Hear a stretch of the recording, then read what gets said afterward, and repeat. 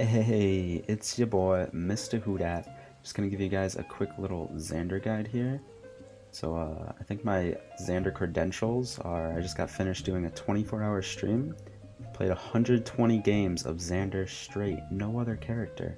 And I also bought a $30 stuffed rabbit. It's gigantic. From Toys R Us, you'll be seeing that later. So let's get to it, guys. So Zander, he's a support character in quotation marks who plays a lot like a ranged character. He's going to be playing aggressive, kind of frontlining role, kind of like Pearl or an older. He's going to be trading more so than healing. He's really good against melee characters. He's really good at escaping their pressure. Super slippery, utilizing 3 of his escape moves, the portal, his space, and his R. It's very hard for melees to get onto him, but he struggles at trading against pretty much every character in the game, melee or ranged. His strengths are utility with his portal and his sheep, but his damage and his healing numbers just aren't really quite there. So what I'm going to be talking about in this video is I'm going to show you guys what I think about his battle rates, a few builds, like a more aggressive build, a more passive build that you guys can go at any stage. I'm going to be showing you how to play with Zander, against Zander, and as Zander, and I'm going to be showing you guys a few clips of some of the things that you can do with him, some cool stuff that happened on stream. So let's get to the battle rates. So, start off with Heart Restoration. It reminds me a lot of Older's Renew battle rate, which is a kind of a must-take for Older, but this one, not so much. It's a really good battle rate, don't get me wrong, but it works a lot like Lucy's Revitalized tick, where if you keep reapplying the hearts, you're not getting the value from the battle rate. But luckily, the way Zander plays, he's not really applying hearts over and over again. You're kind of just applying it once and forgetting about it. So you get this extra 6 health every time you do it. It's a really good battle rate. At first, I thought it was a must-take in every situation, but I started to realize more and more that you're not actually applying hearts as much as you'd think. You're applying it onto your ally, but you're not really doing it onto yourself. And that's the thing. It's hard to apply hearts to yourself with, like, you have to do it using an illusion. And it's not happening all that often. And then we have Ace Up the Sleeve, where if you travel through a portal, you get to reset your M2 ability. So this is really useful. Especially with your ultimate. With your ultimate, you can get 2 procs of your M2 immediately, but I'll show you guys a way you can do that without this battle rate later. So this is a really good aggressive battle rate where you can push in aggressively, like use your M2, start trading. You can portal to iframe a key ability, like let's say Jumong M2, and you could go in with it. You can go in really close, do a second M2, and keep trading because you get that second you get the second debuff. I forget what it's called. It's like Arcane something or other. Alright, so Arcane Conductor. It's the only battle rate which I think is a must-take after playing him for so long. It just gets so much value out on Arcane Catalyst. Oh, hey, that's the debuff name. The best part of it is the 1 second increase, where you can do extra damage to the character for 1 second more, because you're applying Arcane Catalyst really often using EX Space and his M2, and the damage taken increase on it is, of course, good as well. So take this in almost every situation. I don't think there's any other battle rate that is like better than it value-wise. So yeah, I'd say it's his best battle rate and always take it. Arcane Shenanigans. So this, the battle rate name kind of explains what the battle rate is. It's just shenanigans. I don't think you're getting much value out of it other than huge PogChamp plays that won't happen that often, where you're just gonna like bounce it off a wall and luckily get the right fucking angular trajectory and calculus and geometry. So take this if you're a physics major, and if you're not a physics major, I wouldn't take this battle rate. So Phantasmagoria. Increase the health of mirror image by 10 and duration by 1 second. This is a battle rate I didn't get much use out of. I haven't really tested it as much as the other ones because it seems a little lackluster. Like the extra second is like 1 extra M1 off every time you use your space, and a lot of times like towards the end of the duration of the illusion, the enemies aren't really near it. Like they've either already killed it, or they're like not in range of it. So I don't think it's that great, but I do need to do a little more testing on it. Poof, it's another arcane shenanigans battle right, which I think is just pure shenanigans. I don't think you're ever really getting the value off of this, and I think it's one of the only never take battle rights that Zander has to offer. At first glance, it's like, oh, but you can portal the illusion and get the stun off right at the very end of the illusion's duration. But the way portal works is it increases the duration of the image by a second, so like they can still walk out of it for free. Like it's not an instant explosion when you do it like that. And if it was an instant explosion, I think this battle rate would be really good. But as of right now, I don't think you're ever going to really take this. And then stacked deck, really good value. You get an extra, I think it's 18 damage. You get an extra 18 damage every time you space. It's really good for trading with certain characters if you're going to be using your space aggressively, like to the side, and you're going to keep trading with it. Because you're using your space a lot during rounds, and I take this a lot during matchups where I'm going to be like more aggressive. So like if I'm against like a Jumong, Lucy, or something like that, that's like very rangy, I'll be taking this battle right to help me out with trades. But if I'm against like a Freya or a Shifu that's like constantly applying pressure to me, making me run away, like you're not going to get value out of the illusion because you're just using your space to get away from them for the most part. So take it against characters where you're going to be aggressive, don't take it against characters where you're going to want to be passive. Around the world. Really good battle rate. It's kind of map dependent. It's good on maps where you need that little extra range to like get over a wall to avoid a certain melee character. And it's obviously a lot worse on the smaller maps like Ormond's or like Skyring Day or maps like that where there's not much space to utilize the extra range. But I'm going to be taking this against a lot of melee characters and then on maps where I need that little extra range to get away. So the more open maps like Skyring Night and like Dragon Guard and Day, maps like that is where this battle rate's going to be really good. Late to the show, another more defensive battle rate, but I've actually gotten a lot of use out of it offensively as well. Because you can like teleport yourself in and like start trading really aggressively into ranged characters, and it's hard for them to trade back because you get that little 50% haste where you can dodge abilities using your sick WASD ability. So yeah, I think it's a really good battle rate. I was taking this very, very often and seeing a lot of value out of it. Showdown. Towards the start of the 24-hour stream, I wasn't taking this at all. I didn't think it was that great, but the Zanders that I went against, when I was like trading into them and they're using their portal, the 12 damage shield actually got a lot of value. And I was starting to take it a little more and starting to see that it is better than I thought. So I'm probably going to be taking this a little more and testing it out a little bit. And yeah. So his 3 sheep battle rates, at first glance, I got a lot of questions about this, and I do not like these battle rates. I don't think they're good. I don't think you should really take them ever, because a lot of the times, so let's start with this one. So consumes Arcane Catalyst and extends duration by 1.2 seconds. So this is assuming that you're using your M2 on the enemy and then hitting them with the E afterwards. Like this is just a it's like you're in a fantasy world. Like hitting them with the M2 is hard enough as it is because it's a long cast time, it's a slow projectile, it's pretty easy to counter and shield or move away from. And then hitting the E, once again, it comes out slow, it's pretty small radius, you can run away from it, you can use an iframe out of it. So you have to hit 2 abilities that are hard to hit just to get value out of this. And even if you're using like EX Space to apply the Arcane Catalyst, like 1.2 seconds isn't enough to really say like, oh wow, like because you're not hitting it at least once a round. Like I think a good average of you hitting this little combo is probably like once every 2 rounds, and I don't think that's worth a battle right to take. honestly.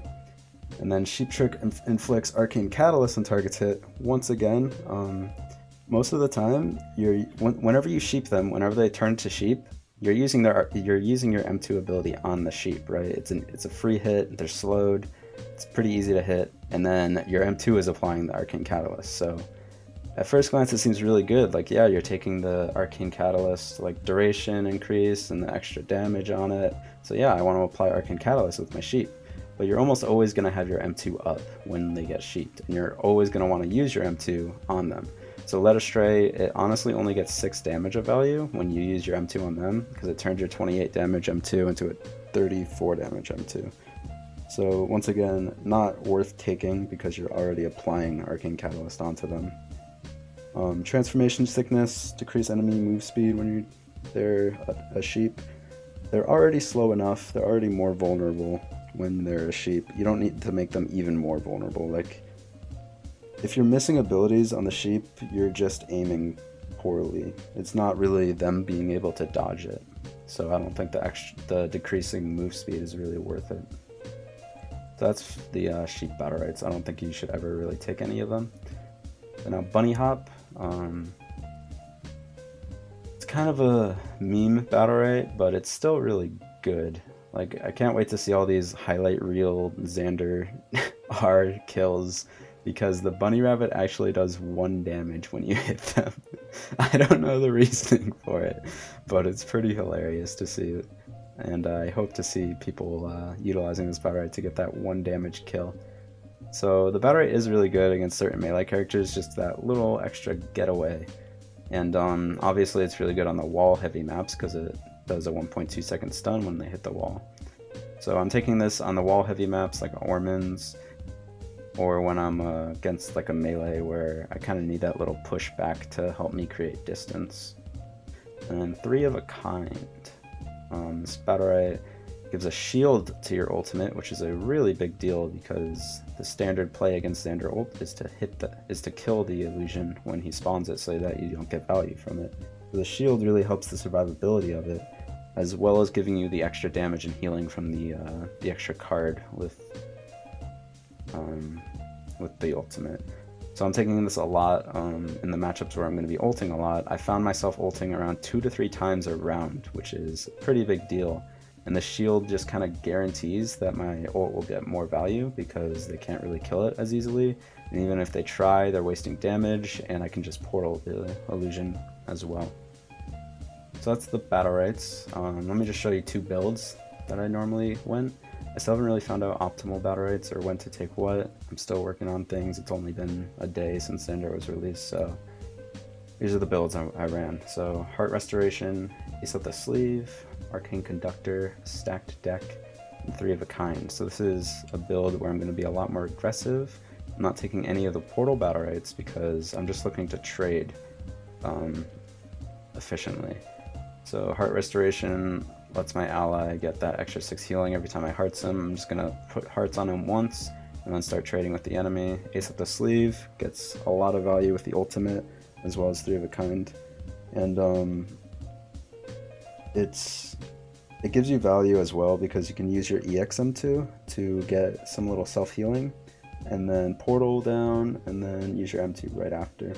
Arcane Conductor, once again, must take battle right. Stack Deck, good for aggressively trading. And then the more passive build I was running was Heart Restoration once again, Arcane Conductor, Bunny Hop, Late to the Show, and Showdown. You can take out Showdown for the other battle right around the world, but I didn't really see much use out of this battle right whenever I was using it. So this utilizes 2 portal battle rights, which are more defensive, and the Bunny Hop, which is more defensive. So this helps you deal with melees a little more and create distance and just survive, basically.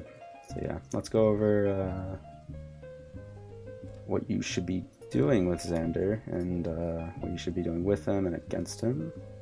I'm going to show you this in Playground real quick and just kind of talk about how the rounds were going and what you're going to be looking to do. So like I said, Zander is a pretty aggressive character. When rounds are starting, you're going to be looking to trade. very often. You're going to want to apply hearts to your ally at least once. Make sure hearts is on them all the time, because hearts gives 15% damage reduction as well as the health that you get from it. So you want to apply hearts to your ally. You want to aggressively use your M2. You're going to want to bait this a lot with the cancel button because it's very predictable. It's very long cast, it's huge in your face, there's a giant purple circle, colorful, and it's pretty easy to dodge with a shield or a counter or something like that. So try to bait it a lot, and once you get the Arcane Catalyst onto them, try to attack that character with your ally because you want to be doing more damage. It turns your 12 damage into 14 damage, I believe. Well, it's like 13 point something, but yeah, you get the point. I'm going to talk about his abilities real quick. So Portal, very utility-like ability. There's lots of different uses for it. Actually, I have to talk about space first. So his mirror image, there's a lot of different ways to use it. So when you use it, you want to try to apply hearts to yourself. And there's two ways to do this. Two easy ways to do this at least. I found it really hard to apply hearts to myself, but you can aim in between so that you're attacking the illusion and the illusion's attacking you. Or you can aim on top of yourself, and applying the hearts will give you the 6 extra health because of your battle right, and it will also give you that damage reduction. So anytime you're using your space, try to apply hearts to yourself by either attacking yourself or attacking in between. And his space can be used a lot of different ways. Sometimes against melees you want to space away and apply hearts and kind of just like start running away, or against like range, you can space in and try to trade with them using the illusion. His portal, lots of utility, and you can portal illusions as well, which I'll show you later with his ultimate. So whenever you're portaling, you can go in to trade, but you gotta make sure your space is up or your R is up to get away, or you can just go out. A lot of times I'm saving my portal for my ally as like a little team iframe for him. So if, like, let's say a rook is about to charge my ally, I'll just be attacking this person, and then I see rook charging my ally, boom, ally's safe. I don't really need to worry about him anymore. Sheep trick, it's kind of a lot like Serious Petrify. It's a little bigger radius, it looks like, and has this very similar effect. It's kind of a spammable ability. You don't really want to like sit and wait and be like, oh, Jumong used all of his outs, I'm gonna use Sheep trick. You're kind of using the sheep trick to get the character's outs so that a melee can get onto him or something like that. And then Rabbit is kind of a very lackluster ability. It doesn't really do much. The pushback is really nice. I'll show you the pushback on the orb. So if like a Freya jumps in on you, you can just like push her away and then run. I use it often, but obviously the value on it is pretty low, and I wasn't really using it that often. And his ultimate is the big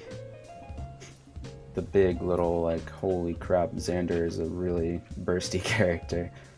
And you can get off around like 128 damage with just his M2s alone, as well as more with stacked deck. And it also increases the radius of the sheep trick. So what you can do with the ult is use it, get mid with it, or hit someone with it, and then portal the ultimate, and you can extend the duration on it by a long time, recast it, and then M2 again. So you can get two M2s off with it. You can get the extra sheep trick, lots of M1s, and you can kind of bait out a lot of abilities because you can extend the duration on it by a very long time. I can just like show you that right now. So ultimate's out, and you can, at the very end of it, you can portal it, and you can walk into the portal with it if you want. And then the recast time, you put it down and then immediately M2 again. Because if you're M2ing at the end of the ultimate, it's also extending the duration. So you can actually have the ultimate out for like 10 seconds or something crazy like that.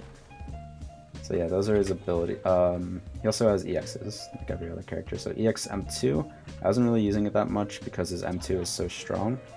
But his EX M2 gives 28 healing to everyone over 2 seconds, so it's 4 ticks of 7. As well as on the impact, it reduces negative effects. The only times I was really using it was when, like, if a rook incaps my ally to the wall, I'll just throw that out there and get it. So the only times I was using it was for self-heal in 1v1s, and then as immediate cleanse, like when I know that there's something to be cleansed. And then his other EX is EX Space. It seems a little lackluster at first, but I'm using this very, very often. It does 12 damage, applies Arcane Catalyst, which is this huge debuff, and it's called Mind Game, remember. His normal space moves you to the target location, and then his EX space moves the illusion to the target location. So there's lots of little mind games you could do with it, and it does lots of damage and applies Arcane Catalyst. So let me talk about his mid takes real quick. So there's kind of only one like standard mid take, which kind of every other character has. You can just like let the enemies attack and M2 it for 28, but I'll show you what you can do solo as a pretty quick mid take. It's utilizing, you're doing M1, EX space, and then 2 M1s after that. And not only does it take it pretty quickly, but it the illusion can block it from the enemies taking it. So you want to go M1, EX space, and then M1 twice. And it does exactly 60 damage, even more if it's stacked deck, but you don't need to do more. And it's pretty quick and stops the enemies from taking it. Another cool thing you can do with the mid orb is with the ultimate battle rate, which lets it do one more shot. You can just ult and then M2 twice to take it, and then you can M2, and you can portal, and you can portal to recast it, and then M2 again, and then cheat. So there's lots of cool stuff you can do with your ultimate, as well as getting a free mid orb. So yeah. So let me talk real quick about how to play with a Zander. So Zander, I was getting really frustrated playing with some of these allies just because they don't really know like what I do or how to play with me and stuff like that. So even though Zander is very aggressive, you want to kind of treat him like a Paloma. You want to stay very close to him because his healing range is this. It's not very far. It's not like cross map like Lucy's heal or Lucy's barrier. This is what he's working with. He's working with this heal. So stay in M1 distance from Zander, stay kind of close to him, and whenever he puts Arcane Catalyst on someone with either his EX space or his M2, try to attack the target that he's attacking as well, because once again, he's not like a sustained damage character, he's very bursty, and you want to be capitalizing on those characters with no outs that have Arcane Catalyst on them. And whenever Zander portals, so if you're a melee character, Zander should be looking to portal you in. So like let's say you're like a Freya. Freya jumps in on the enemy jumps away. Zander's going to be looking to portal you to go in. So keep staying on that character that jumped away and aggress on him that way. Because then when your space is up, he's going to space away again, Zander's going to portal you in, and that other character doesn't have an out. And then if you're a ranged character, make sure you portal away. And the portal works a lot like Taya's Tornado or Older's ult, where you choose the direction and not Zander. I was getting a lot of allies that were in the portal and like, oh, what do I do? What do I do? And they just stood in place and then died. It's pretty frustrating. And if you're against Zander, a good way to play against him is to once again treat him like a Paloma. Try to keep him away from his allies. Try to get him farther than this away from his allies. Put pressure onto him if you're a melee character or a ranged character with lots of damage, because you can outtrade him really easily. But don't over aggress, because let's say, once again, let's talk about Freya. So let's say Freya jumps in on me, I space away, she keeps chasing me, I portal away, she keeps chasing me, I R away. She can't stay on me, like she can't kill me. Zander is very good at running away. That's like his greatest strength. He's good at running away. But unfortunately, this is a fighting game. So what you want to do is apply pressure to him, try to force him to portal himself instead of his ally, try to get him really far away from his ally, and then turn on his ally. Once Zander's here and his ally's over here, turn on his ally and 2v1 him, because Zander has to get back, try to help him, and then once he's here, pressure him again, force him to run away, and then turn again. So keep applying pressure, but don't over-aggress against the Zander. Also, you don't really need to kill the images right away. They don't really get that much value, but when he ults, try to kill the ult. unless he has the ult battle right, that gives the shield. But try to burst down the ult, because the ult is really crazy. Gets a ton of value. So yeah, my after the 24-hour stream, my initial thoughts on Zander as a character in the meta. I don't think he's very good in threes. He's really lacking the healing and the self-healing for it. And in twos, he gets out-traded by a lot of characters. I honestly just think he needs a little help. And some changes I'd like to see are them to give him some way to self-heal without using his M2 cooldown. Like maybe put his EXM2 somewhere else so that he can use his EXM2. Oops, he can use his EXM2 and then also M2 after that. Because choosing between the self-heal or the M2 is kind of hard. You're either not doing any damage by self-healing, or you're not doing any self-healing by doing damage. It's kind of hard to choose between the two. And I'd like to see his M2 have a shorter cast time, because it's way too telegraphed. It's a what does it say? 1 second cast time. It's crazy. I'd like to see it. I mean, it kind of has to have a long cast time because it gets so much value, but maybe cut a few decimal points of a second off of it, just so that it's easier to hit and it's harder for them to react to, because it's very easy to react to, and he really relies on it to win some trades. So yeah, overall, despite him being kind of a lackluster character, I had a lot of fun with him. He was a really fun character to play. There's lots of cool things you could do with him, and maybe I'm wrong. Maybe he is a really good character. Maybe I haven't figured out how to play him yet, and maybe in a week or two I'm going to change my mind and be like, wow, Zander's an amazing character. He's really cool. But I did have a lot of fun with him, and I haven't really done many YouTube videos. Been a little lazy with like editing and stuff, so I kind of just did this live and like scuffed. So expect more YouTube content to come. If you guys have any suggestions for YouTube content, comment suggestions and thoughts below. Make sure you subscribe on YouTube, follow me on Twitch, favorite my mom's Instagram photo. I'll see you guys next time. I'm going to show you guys a few clips of things I did on stream with him. Hope you guys enjoy. Have a great time playing Zander, boys.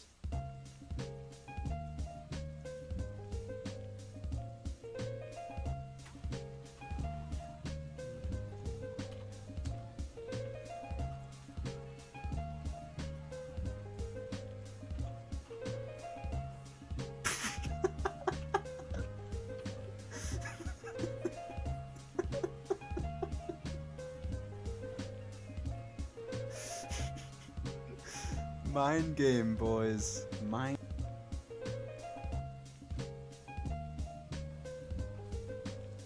I'm going in.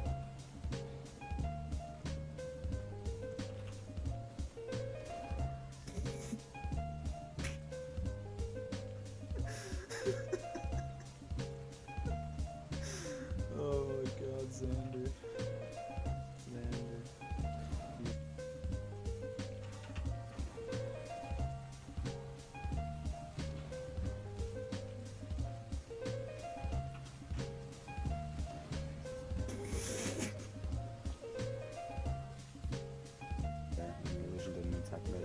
See that?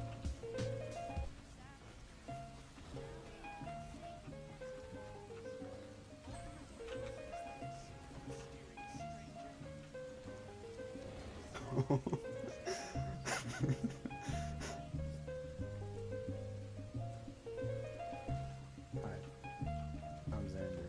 I'm a ranged character.